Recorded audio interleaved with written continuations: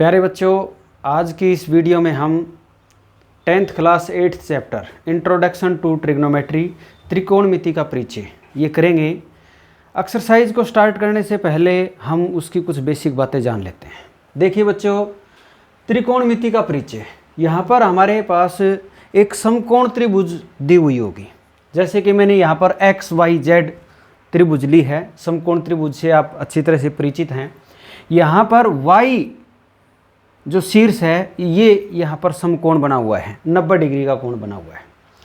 और हमारे पास इसमें 3 भुजाएं हैं। नीचे वाली भुजा को हम आधार कहते हैं। ये जो तिरछी रेखा है, तिरछी भुजा, इसको कर्ण कहते हैं। और ये लंब है। कर्ण सबसे बड़ी भुजा होती है, ये हम जानते हैं। अब इन तीनों भुजाओं को, लंब, आधार और कर्ण, इनको यदि हम अनुपात के रूप में लिखें तो हम इनके 6 अनुपात बना सकते हैं। जैसा कि मैंने यहाँ पर लिखा हुआ है, जैसे लंब बटा कर्ण, आधार बटा कर्ण, लंब बटा आधार, आधार बटा लंब, कर्ण बटा आधार, कर्ण बटा लंब। तो इस प्रकार से हम इन तीनों भुजाओं के 6 अनुपात बना सकते हैं। इन अनुपातों को हमने नाम दिया। पहला लंब बटा कर्ण, इसको हम साइन थीटा ये कहेंगे, साइन थीटा। हम शॉर्ट फॉर्म में इसको यूज करेंगे SIN थीटा। इसी प्रकार से आधार बटा कर्ण, इस अनुपात को हमने कहा कोस थीटा। फुल फॉर्म में साइन था, इसके साथ को लगा देंगे, CO SINE, लेकिन हम यूज करेंगे शॉर्ट फॉर्म में COS, कोस थीटा, ऐसा हम बोलेंगे। इसी प्रकार से अगला जो अनुपात है लंब बटा आधार, उसको हम टेंजेंट थीटा, शॉर्ट फॉर्म में टेन थीटा, ये यूज करेंगे। थीटा क्या है? कोण। हम यहाँ पर Z पर मान लीजिए कोण बना, उसको हमने थीटा नाम दिया, थीटा, ऐसे। इसी प्रकार से फिर टेंजेंट के साथ को लगा दिया, को टेंजेंट थीटा, इसको हम शॉर्ट फॉर्म में यूज करेंगे कोट थीटा। ये क्या होगा? आधार बटे लंब, ये जो अनुपात बनेगा B बटा P, उसको हम को टेंजेंट थीटा यानी कि कोट थीटा शॉर्ट फॉर्म में कहेंगे। इसी प्रकार से secant theta, sec theta short form में यूज करेंगे। कर्ण बटा आधार, ये अनुपात है, इसको हम सेक थीटा कहेंगे। इसी प्रकार को सीकेंट थीटा, शॉर्ट फॉर्म में कोसेक थीटा यूज करेंगे। कर्ण बटा लंब, ये इसका फॉर्मूला हो जाएगा। तो आप ठीक से इन 6 अनुपातों को याद कर लेंगे। 1 2 3 4 5 6, ये 6 ट्रिग्नोमेट्रिक रेशियोज आपके सामने हैं। आप इनके फॉर्मूले ध्यान करेंगे। जब साइन थीटा कहा जाए तो आपको ध्यान आना चाहिए लंब बटा कर्ण, P बटा H, ये इसका फार्मूला होता है। कोस थीटा कहा जाए तो आधार बटा कर्ण, B बटा H, ये इसका फॉर्मूला ध्यान आना चाहिए। टेंजेंट थीटा लंब बटा आधार, P बटा B। कोट थीटा आधार बटा लंब, B बटा P।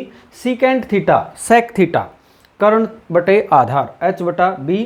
Cosecant theta, cosec theta, कर्ण बटा लंब, H बटा P। हम जब एक्सरसाइज करेंगे या ट्रिग्नोमेट्री में कुछ भी करते हैं तो शॉर्ट फॉर्म में ये हम यूज़ करते हैं। इनको मैंने फुल फॉर्म में एक बार लिख दिया ताकि आप इनसे इंट्रोड्यूस हो जाएं।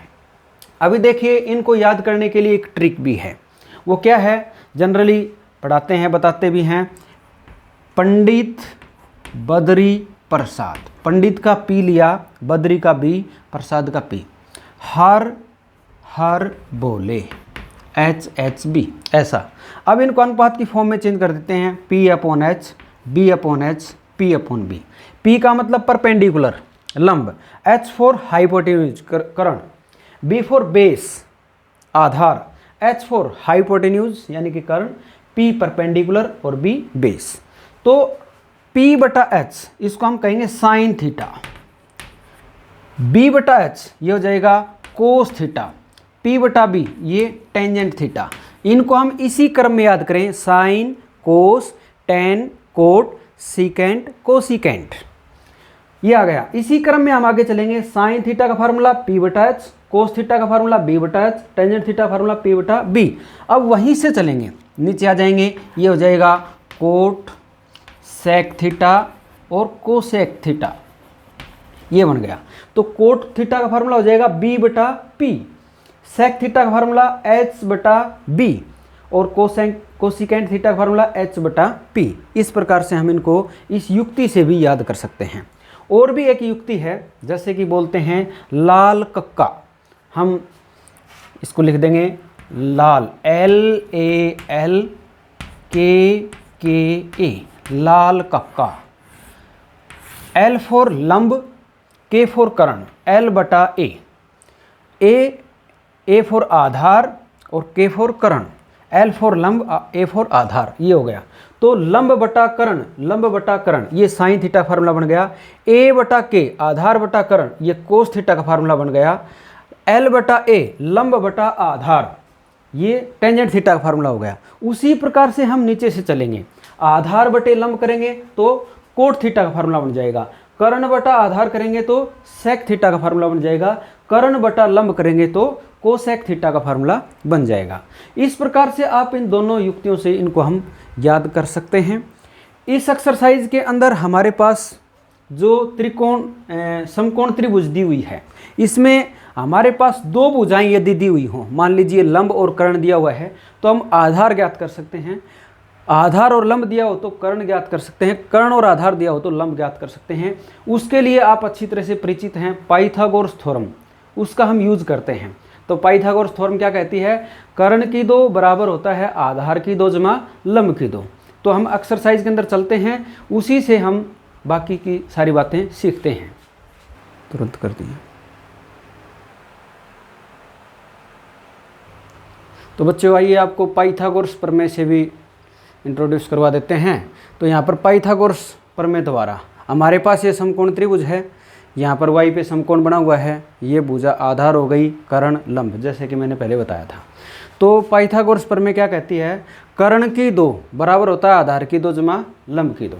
यदि हम आधार और लंब दिया हुआ है तो कर्ण को इस प्रकार से निकाल सकते हैं, कर्ण की दो बराबर आधार की दो जमा लंब की दो। यदि यहाँ से हमने पावर 2 हटा दी तो क्या करेंगे, उधर हम राइट साइड में स्क्वायर रूट लगा देंगे, वर्गमूल का निशान लगा देंगे। इसी प्रकार मान लीजिए आपको कर्ण और लंब दिया हुआ है, आधार निकालना है तो आधार की दो बराबर होता है कर्ण की दो घटा लंब की दो। तो आप यदि पावर 2 हटाते हैं, आधार निकाल रहे हैं, तो क्या करेंगे, पावर 2 हटाई तो इसका मतलब राइट साइड में हम स्क्वायर रूट लगा देंगे। इसी प्रकार लंब का फार्मूला क्या हो जाएगा, कर्ण की दो घटा आधार की दो, ये लंब की दो का फार्मूला है। यदि हम लंब निकालें यानी कि लंब बराबर क्या हो जाएगा, अंडर द रूट कर्ण की दो माइनस आधार की दो। तो इस प्रकार से ये थ्योरम भी हमें अच्छे से याद होनी चाहिए, तो हम इस एक्सरसाइज को इजीली कर पाएंगे। अब एक्सरसाइज के लिए आप हमारी नेक्स्ट वीडियो देखिए। थैंक्स।